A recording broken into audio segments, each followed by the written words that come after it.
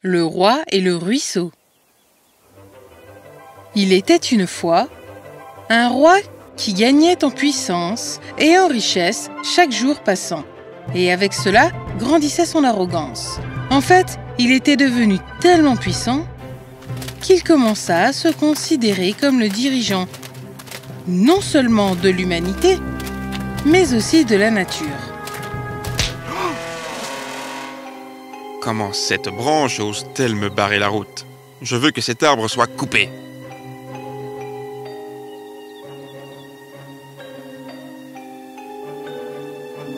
Votre Altesse, comprenez que c'est le plus grand et le plus vieil arbre du palais.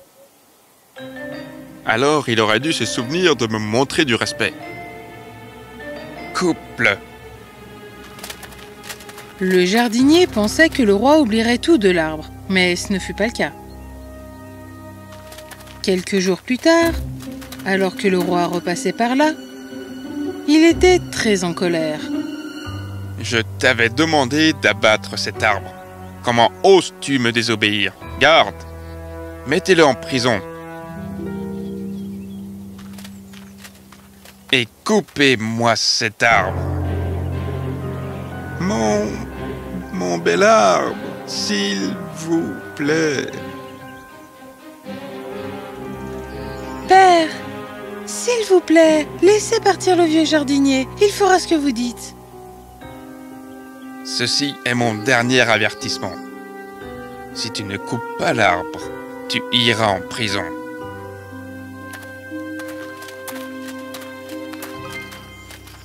Mon arbre, comment peut-on? Ne vous inquiétez pas, nous ne le couperons pas.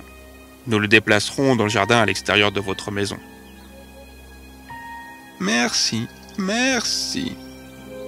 La fille du roi aimait les arbres, les fleurs et les oiseaux et les animaux. Elle était très troublée par l'attitude du roi.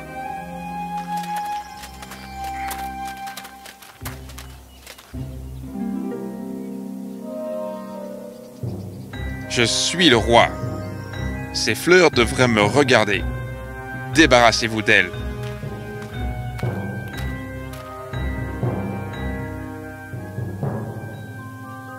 Mettez-les à l'arrière du palais. Papa n'y va jamais.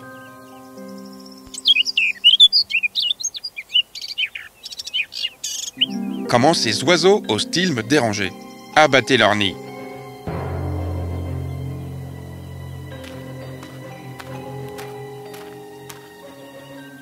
Mettez-les dans l'arbre devant ma chambre. Ils y seront en sécurité. Mais un jour, se produisit quelque chose auquel même la princesse ne put remédier. Le roi se promenait dans le jardin du palais et arriva à un petit ruisseau qui y coulait. Attention, sire. Wow. Votre Altesse, vous allez bien? Ce ruisseau, je veux que vous l'enleviez immédiatement. Votre Altesse, videz toute l'eau. Devant moi. Maintenant. Tous les serviteurs du roi reçurent l'ordre de s'acquitter de cette tâche. Seau après seau, réservoir après réservoir, ils essayèrent de vider le ruisseau, mais sans succès. Il coulait joyeusement, avec autant d'enthousiasme qu'avant. Bloquez-le avec des pierres. Ils essayèrent de le bloquer avec des pierres, mais l'eau trouva le moyen de se glisser à travers les petites rainures que les pierres faisaient et continua à couler. Alors finalement, le roi furieux ordonna: Remplissez le ruisseau avec de la terre et de la poussière pour qu'il n'ait aucun moyen de s'écouler et qu'il s'assèche. Ainsi, après avoir finalement mis suffisamment de terre et de saleté dans le ruisseau, celui-ci sembla s'assécher et on ne le vit plus. La princesse était très peinée. « Père n'avait pas le droit de te faire ça, mon beau ruisseau. Cette fois, il est allé trop loin. Amenez-moi mon cheval. » Oui, votre Altesse. La princesse s'enfonça dans la forêt, jusqu'à la maison de la sage-femme grise qui connaissait les nombreux secrets du monde. Cette fois, ton père est vraiment allé trop loin. Mais comment l'arrêter? Comment récupérer le ruisseau? Il n'écoutera personne. Je connais quelques créatures qu'il pourrait écouter. Soyez présente à la cour royale demain, et j'enverrai certains de mes amis rencontrer le roi. Merci. Comme la sage-femme l'avait promis. Le lendemain, à la cour royale, apparurent soudain. Au nom de toutes les choses que vous voyez dans le ciel, bonjour, Votre Altesse. Au nom de toutes les choses qui unissent la terre et le ciel, bonjour, Votre Altesse. Qui êtes-vous? Je n'ai jamais vu quelqu'un comme vous. Je suis le lutin qui vit dans les nuages du ciel, et j'ai aussi pique-niqué dans l'arc-en-ciel, celui que tu admirais tant hier. Vous étiez dans l'arc-en-ciel? Et vous, qui êtes-vous? Je suis le lutin qui vit dans les gouttes que le ruisseau envoie dans la mer, qui font des nuages et reviennent sous forme de pluie. Ok. Qu'est-ce que vous voulez de moi? Les nuages deviennent plus petits parce que le ruisseau n'est plus capable de leur envoyer des gouttes. Et mes amis et moi sommes devenus des sans-abri, car il n'y a plus de gouttes pour nous loger. Il faut que le ruisseau soit ramené. Allez-vous-en. Je ne veux pas que le ruisseau revienne. Alors vous manquerez à votre devoir envers nous. Après tout, si vous pensez dominer la nature, vous devez aussi la protéger. Partez! La princesse, attristée par l'entêtement de son père, retourna chez la sage. Ne vous inquiétez pas, princesse chérie. Demain, j'enverrai quelques créatures supplémentaires pour parler au roi. Comme promis, le lendemain matin, 2 autres êtres magiques firent leur apparition devant le roi. Fichtre, mais qui... Votre Altesse, je vis dans les pierres autour du ruisseau. Le ruisseau? Ah! Pas encore! Votre Altesse, le ruisseau polissait les pierres en les faisant couler. Mais maintenant, elles sont sales et plus aussi brillantes qu'avant. Elles sont vraiment tristes. Et je vis dans le sol des racines des arbres autour du ruisseau. Le ruisseau nous donnerait un approvisionnement constant en eau pour étrancher notre soif. Maintenant, les racines des arbres sont devenues sèches et dures, et j'ai peur que les arbres ne dépérissent sans le ruisseau. Vous n'êtes pas en mesure de remettre en question ma décision. Partez! La princesse pria la sage-femme des bois d'essayer une nouvelle fois. Et cette fois, elle envoya les plus belles créatures. Bonté divine, qui... Je vis dans les fleurs qui entourent votre jardin et que vous aimez tant. Sans l'eau du ruisseau, les fleurs qui l'entourent se fanent, et celles du reste du jardin sont tellement malades de tristesse devant votre cruauté. Comment oses-tu me traiter de cruel?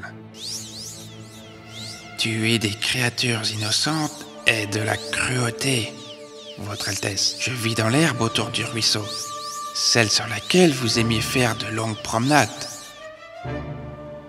Et je peux vous dire que l'herbe ne durera pas. Partez, allez-vous-en.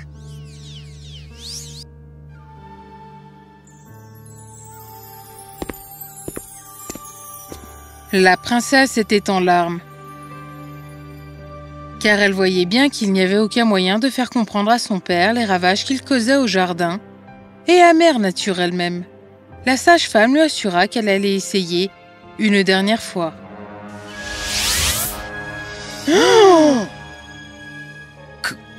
Qu'est-ce que vous êtes? Je vous salue, Votre Altesse. Saluez le roi. Enfin, j'ai une maison. Qu'est-ce que vous voulez dire? Je suis le lutin qui vit dans la dévastation et la destruction de toutes les choses magnifiques. Personne dans ce monde ne veut de moi et je n'ai pas de maison. Mais maintenant que vous avez enlevé le ruisseau, les arbres, les fleurs et l'herbe vont tous mourir. Je peux me faire une maison pour votre jardin. Votre royaume n'aura pas de beauté. Merci, merci, Votre Altesse. Non, non, je ne peux pas vous laisser rester ici. Mais voyez-vous, c'est soit le ruisseau, soit moi. Et puisque vous ne voulez pas récupérer le ruisseau, c'est moi qui reste. Je vais récupérer le ruisseau. Chérie, demande à la femme sage dans les bois, comment puis-je récupérer le ruisseau? Demande-lui. La princesse était folle de joie. Elle se rendit aussi vite qu'elle le put chez la sage-femme dans le bois et lui demanda. Dites à votre père de faire une promenade le long du mur du jardin. Il saura. Alors la princesse emmena son père se promener le long du mur du jardin. Et Des papillons? Je pensais qu'ils étaient partis avec le ruisseau. Mon bateau! Il navigue! Il navigue! le roi vit que lorsqu'il avait bloqué le ruisseau, l'eau avait simplement trouvé un autre chemin et s'était creusé un nouveau canal qui sortait du palais.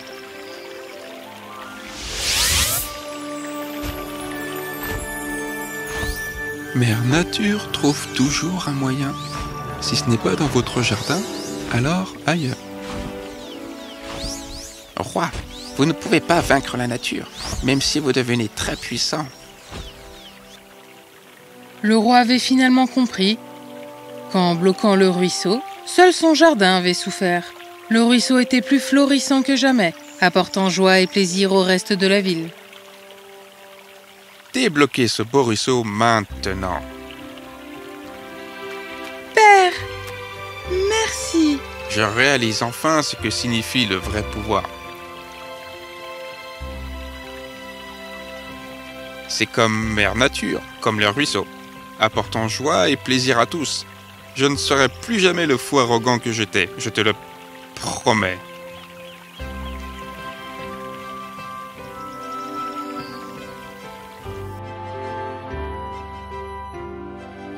Et ce fut le cas.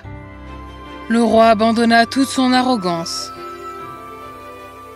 et devint le souverain noble et juste qu'il aurait toujours dû être.